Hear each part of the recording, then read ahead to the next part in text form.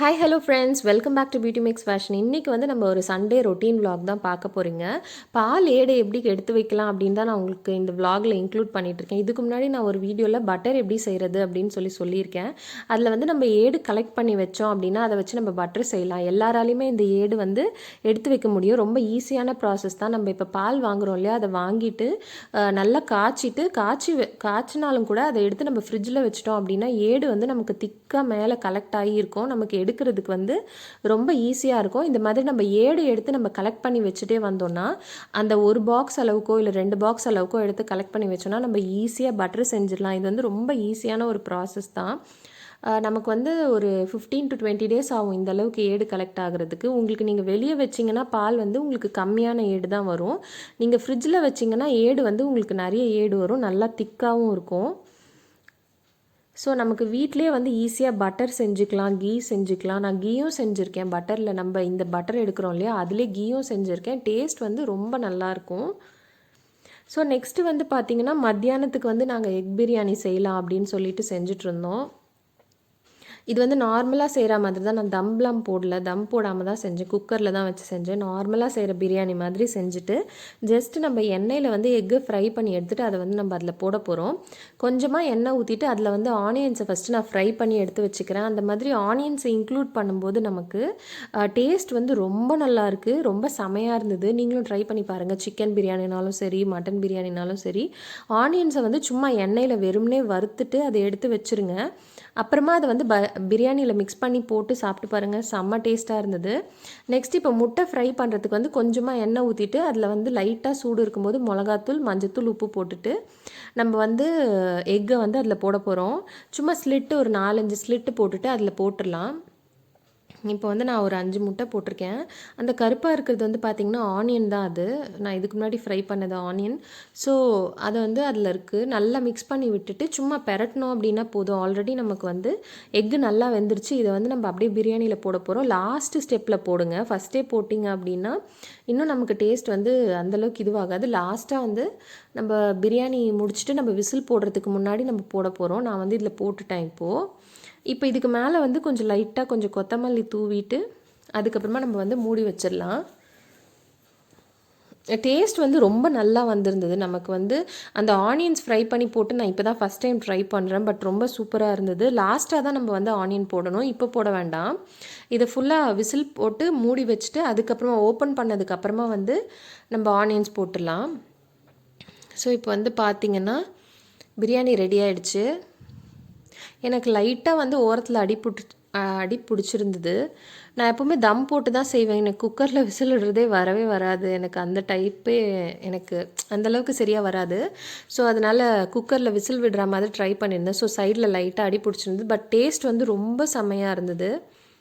Next வந்து இதுக்கு முன்னாடி ப்ரீவியஸாக நான் வீடியோ ஒன்று அப்லோட் பண்ணியிருந்தேன், ஹோம் நீட்ஸ் ஷாப்பிங் ஹால்னு சொல்லிவிட்டு. அந்த வீடியோவும் கண்டிப்பாக செக் பண்ணி பாருங்கள், உங்கள் எல்லாேருக்கும் யூஸ்ஃபுல்லாக இருக்கும். அதுக்கப்புறமா மத்தியானம் சாப்பிட்டு முடிச்சுட்டு சரி க்ளீனிங் கொஞ்சம் பண்ணலாம் அப்படின்னு சொல்லிட்டு க்ளீன் பண்ணிகிட்ருந்தோம். இந்த பால்கனி டோர் இருக்குது இல்லையா, அந்த கிளாஸ் டோர், அது க்ளீன் பண்ணிகிட்ருந்தோம். ஆல்ரெடி நான் வந்து அந்த பேக் சைட் க்ளீன் பண்ணிட்டேன். ஸோ இந்த பக்கம் க்ளீன் பண்ணுறது தான் நான் உங்களோட ஷேர் பண்ணிகிட்ருக்கேன். அந்த வெளியே இருக்க அந்த அட்டைப்பெட்டி அதெல்லாம் வந்து நம்ம குப்பையில் போட வேண்டியது. ஸோ அதெல்லாம் எடுத்து அங்கே வச்சுருக்கேன் நான். நெக்ஸ்ட்டு வந்து சும்மா தண்ணி ஊற்றி அதில் வந்து ஃபஸ்ட்டு அந்த கிளாஸை வந்து நல்லா வெட் பண்ணி விட்டுட்டு அப்புறமா நம்ம கிச்சன் க்ளீனர் இருக்குது இல்லையா, அந்த கிச்சன் க்ளீனர் போட்டுட்டு நான் அந்த கிளாஸ் வைப்பர் வச்சு நல்லா வைப் பண்ணி விட்டுட்டு இருந்தேன். அந்த சொல்யூஷன் கொஞ்சம் நல்லா ஊறினதுக்கப்புறமா நான் அந்த வைப்பர் வச்சு நல்லா வைப் பண்ணி விட்டுட்ருந்தேன். ஸோ வைப் பண்ணி விட்டுட்டு இருந்தப்போ அப்போ வந்து என் பொண்ணு ஹெல்ப் பண்ணுறேன் அப்படின்னு சொல்லிட்டு வந்தா. ஸோ அவள் பண்ணுறது தான் இது. அவளுக்கு வந்து இது அடிக்கிறது ரொம்ப பிடிக்கும். கிச்சனில் எனக்கும் வந்து கிச்சனில் வந்து இதுக்கு முன்னாடியும் இதெல்லாம் வந்து எனக்கு செஞ்சு ஹெல்ப் பண்ணியிருக்கா. ஸோ அங்கே ஃபுல்லாக அடிச்சிட்டு இருந்தா, அந்த டோர்லலாம் ஃபுல்லாக வந்து அடித்து ஹெல்ப் பண்ணிகிட்டு இருந்தா. நெக்ஸ்ட்டு அதை அடிச்சுட்டு கொஞ்சம் நேரம் நல்லா ஊறினதுக்கப்புறமா வந்து நம்ம அந்த வைப்பர் வச்சு க்ளீன் பண்ண போகிறோம். ஸோ இப்போ அந்த வைப்பர் வச்சு நல்லா க்ளீன் பண்ணுறேன். அது க்ளீன் பண்ணும்போதே உங்களுக்கு நல்லா ஈஸியாக க்ளீன் பண்ணிடலாம், நமக்கு எந்த ஒரு கஷ்டமும் இல்லை. ஸோ க்ளீன் பண்ணி முடிச்சுட்டு அது கொஞ்சம் நல்லா க்ளீன் ஆனதுக்கப்புறமா திருப்பி நான் கிச்சன் க்ளீனர் போட்டுட்டு அதுக்கப்புறமா நான் ஒரு துணி வச்சு வைப் பண்ணி எடுத்தேன். ஸோ வைப் பண்ணி எடுத்துகிட்ருக்கேன் நான் இப்போது. உங்களுக்கு அந்த வைப்பர் வச்சு க்ளீன் பண்ணும்போது ரொம்ப ஈஸியாக வந்துடுது. நம்ம ரொம்ப கஷ்டப்பட வேண்டாம். கிளாஸ்க்கு, கிச்சனுக்கு எல்லாத்துக்குமே நமக்கு யூஸ் ஆகுது. நம்ம சமையல் மேடையில் க்ளீன் பண்ணுறதுக்கு அதுக்கெலாம் கூட யூஸ் ஆகுது. நெக்ஸ்ட்டு வந்து திருப்பி நான் கிச்சன் க்ளீனர் போட்டு யூஸ் பண்ணிவிட்டு நான் அந்த ஒரு துணி வச்சு நான் அதை இது பண்ணிகிட்டு இருந்தேன். கொஞ்சம் நல்லாவே க்ளீன் ஆகிடுச்சு. அதுக்கப்புறமா அந்த மாதிரி ஒரு லைட்டாக நொரையாக வந்துட்டு இருந்தது இல்லையா, அதை வந்து நெக்ஸ்ட் நம்ம கொஞ்ச நேரத்துலேயே அது ட்ரை ஆயிடுச்சு. அதுக்கப்புறமா ஒரு நார்மலான துணி வச்சு க்ளீன் பண்ணோம் அப்படின்னா ரொம்ப க்ளீன் ஆகிடுச்சு. ரொம்ப சிம்பிளான மெத்தட் தான். ஃபஸ்ட்டு வைப்பர் வச்சு க்ளீன் பண்ணிட்டு அப்புறமா ஒரு துணி வச்சுட்டு அப்புறமா நார்மலாக ஒரு ட்ரையான கிளாத் வச்சு க்ளீன் பண்ணேன். ரொம்ப நல்லா க்ளீன் ஆகிடுச்சு. இந்த மாதிரி நம்ம எந்த கிளாஸஸ்க்கு வேணும்னாலும் நம்ம ட்ரை பண்ணலாம். கண்டிப்பாக ட்ரை பண்ணி பாருங்கள். ஸோ அது க்ளீன் பண்ணி முடிச்சாச்சு. அவ்வளோதான். நமக்கு வந்து சண்டே வந்து எங்களுக்கு இப்படி தான் போச்சு. நெக்ஸ்ட் வந்து பார்த்திங்கன்னா மண்டே மார்னிங் நாங்கள் வந்து இந்த கபசுர குடிநீர் குடிச்சிட்ருக்கோம் கொஞ்ச நாளாக. ஒரு 7 days கண்டினியூஸாக குடித்தோம் அப்படின்னா ரொம்ப நல்லதுன்னு சொல்கிறாங்க. ஹெல்ப்ஸ் டு இம்ப்ரூவ் இம்யூனிட்டி அப்படின்னு சொல்லியிருக்காங்க. என்ன ரேஷியோன்னு நான் சொல்லிடுறேன். இந்த மாதிரி ஒரு 100 ml இருக்கிற மாதிரி டம்ளரில் வந்து ஒரு 3 டம்ளர் ஊற்றுறோம் அப்படின்னா, அவங்க சொன்ன மெஷர்மெண்ட் படி 300 ml ஊற்றுறோம் அப்படின்னா நமக்கு வந்து அது 30 mlக்கு வந்து சுண்டுற அளவுக்கு நம்ம நல்லா சுண்ட விடணும். ஒரு டீஸ்பூன் அளவுக்கு வந்து நம்ம அதில் பவுடர் போட்டால் போதும். ஒரு டீஸ்பூன்னா 5 grams ஆஃப் பவுடர் போட சொல்லியிருக்காங்க 300 ml ஆஃப் வாட்டருக்கு. ஸோ அது போட்டுட்டு அது நல்லா கொதிச்சதுக்கப்புறமா குடிச்சிட்டு கொஞ்ச நேரம் கழித்து பிரேக்ஃபாஸ்ட் சாப்பிட்டோம். இந்த மாதிரி சப்பாத்தியும் குருமாவும் செஞ்சுருந்தோம். ஸோ அது சாப்பிட்டோம். நெக்ஸ்ட்டு வந்து குருமாவே இருந்தது. அதனால சாதம் குருமா அப்புறமா கோவக்காய் பொரியல் இருந்தது. வறுவல்னு சொல்லலாம், வறுவல் இருந்தது. நெக்ஸ்ட்டு வந்து கிட்ஸுக்கெலாம் வந்து எப்படி ஹேர் ட்ரையர் யூஸ் பண்ணுறது அப்படின்னு சொல்லிட்டுருக்கேன். இந்த ஹேர் ட்ரையரில் வந்து பார்த்திங்கன்னா நமக்கு வந்து கூல், வார்ம் அப்புறமா வந்து ஹாட் 3மே வரும். ஸோ நமக்கு ஃபஸ்ட்டு ஸ்டெப்பில் வந்து பார்த்திங்கன்னா நமக்கு நார்மலான ஏர் தான் வரும். இப்போ நம்ம ஃபேனில் இப்போ நம்ம ஒரு ஹேண்ட் ஃபேன்லாம் வச்சுருக்கோன்னா அதில் நமக்கு காற்று எப்படி வருமோ அந்தளவுக்கு தான் வரும். அதுதான் வந்து நான் என் பொண்ணுக்கு யூஸ் பண்ணுவேன். நமக்கு வந்து கை வச்சு தான் யூஸ் பண்ணுறோன்றதால அந்தளவுக்கு வந்து அவங்களுக்கு வந்து ஹீட்டாகவும் வராது. அதில் ஃபஸ்ட் ஆஃப் ஆல் ஹீட்டாகவே வராது. நார்மலான ஏர் தான் வரும் நமக்கு.